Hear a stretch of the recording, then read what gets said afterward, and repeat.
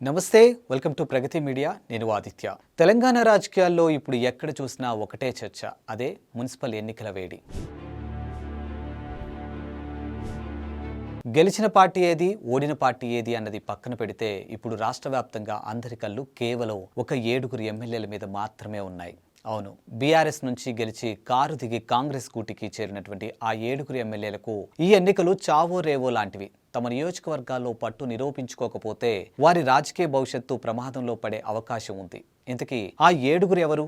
CM Revanth Reddy పంపినటువంటి హెచ్చరికలేంటి? కేసీఆర్ వేస్తున్నటువంటి రివర్స్ ప్లాన్ ఏంటో ఇప్పుడు చూద్దాం. ముందుగా ఆ డేంజర్ జోన్ లో ఉన్నటువంటి ఆ ఎమ్మెల్యేలు ఎవరో చూద్దాం. స్టేషన్ గన్పూర్ నుంచి కడియం శ్రీహరి, భద్రాచలం నుంచి తెల్లం వెంకట్రావు, బాన్సువాడలో సీనియర్ నేత పోచారం శ్రీనివాస్ రెడ్డి, జగిత్యాల నుంచి సంజయ్ కుమార్, గద్వాల్ నుంచి బండ్ల కృష్ణమోహన్ రెడ్డి, పటాన్చెరు నుంచి గూడెం మహిపాల్ రెడ్డి మరియు చేవెళ్ల నుంచి కాలే యాదయ్య. ఈ 7 నియోజకవర్గాల్లో మున్సిపల్ రిజల్ట్స్ ఎలా ఉండబోతున్నాయి? దీనిపై ముఖ్యమంత్రి రేవంత్ రెడ్డి ఇప్పటికే ఇంటెలిజెన్సీ రిపోర్ట్స్ తెప్పించుకున్నారు. మున్సిపల్ వార్డులో జెండా ఎగరేయండి, లేదంటే ప్రభుత్వంలో మీ మాట చెల్లదు అని వారికి గట్టిగా సంకేతాలే పంపినట్లు తెలుస్తుంది. అయితే ఇక్కడే అసలు చిక్కొచ్చి పడింది. పార్టీ మారిన ఎమ్మెల్యేలకు సొంత పార్టీలోనే గోడ దెబ్బ, తలదెబ్బ తగులుతుంది. పాత కాంగ్రెస్ కార్యకర్తలు ఇన్నాళ్ళు వీరితో ఫైట్ చేసిన లోకల్ లీడర్లు ఇప్పుడు వీరిని ఓనర్లుగా ఒప్పుకోవటానికి సిద్ధంగా లేరు. ముఖ్యంగా 2 చోట్ల రచ్చం మామూలుగా లేదు. జగిత్యాల, ఇక్కడ ఎమ్మెల్యే సంజయ్ వర్గానికి కాంగ్రెస్ సీనియర్ నేత జీవన్ రెడ్డి వర్గానికి అస్సలు పడ్డం లేదు. టికెట్ల పంపకాల్లో జీవన్ రెడ్డి వర్గం ఫుల్ సీరియస్ గాను ఉంది. ఇక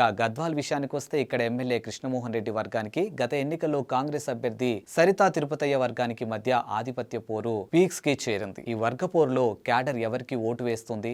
రెబల్స్ గా మారుతారా లేక ఎమ్మెల్యేలకు సహకరిస్తారా? ఇదే ఇప్పుడు $1 మిలియన్ ప్రశ్నగాను మారిపోయింది. ఇక మరోవైపు కేసీఆర్, కేటీఆర్ ఈ 7 టార్గెట్ చేస్తూ మాస్టర్ ప్లాన్ రెడీ చేశారు. ఎమ్మెల్యేలు వెళ్లినా సరే కార్యకర్తలు మా వైపే ఉన్నారు అని నిరూపించుకోవడానికి బీఆర్ఎస్ ప్రతి వార్డులో గట్టి అభ్యర్థులను దిప్పుతుంది. కాంగ్రెస్ లో ఉన్నటువంటి అసంతృప్తి నేతలకు గాలం వేస్తుంది. వీటన్నిటికీ మించి ఈ ఎమ్మెల్యేలు నెత్తిన అనర్హత వేటు కత్తి వేలాడుతూ ఉంది. ఇక బీఆర్ఎస్ వేసినటువంటి పిటిషన్ పై స్పీకర్ నోటీసులు కూడా ఇచ్చారు. ఒకవేళ ఎన్నికల్లోపే ఏదైనా జరిగితే పరిస్థితి ఏంటన్న ఆందోళన ఈ 7 క్లియర్ గా కనిపిస్తోంది. ఈ మున్సిపల్ ఎన్నికలు కేవలం లోకల్ బాడీ ఎలక్షన్స్ మాత్రమే కాదు, ఈ 7 ఎమ్మెల్యేల రాజకీయ సత్తాకు లిట్మస్ టెస్ట్. ఒకవేళ ఈ ఎన్నికల్లో గెలవకపోతే అటు కాంగ్రెస్ లో ప్రాధాన్యత తగ్గుతుంది, ఇటు ప్రజల్లో ఇమేజ్ దెబ్బతింటుంది. ఈ 7 ఎమ్మెల్యేల తమ నియోజకవర్గాల్లో కాంగ్రెస్ జెండా ఎగరేస్తారా లేకపోతే బీఆర్ఎస్ వ్యూహం ఫలిస్తుందా అనేది ఇప్పుడు అందరిలో ఉన్నటువంటి ఆసక్తికరమైనటువంటి అంశం.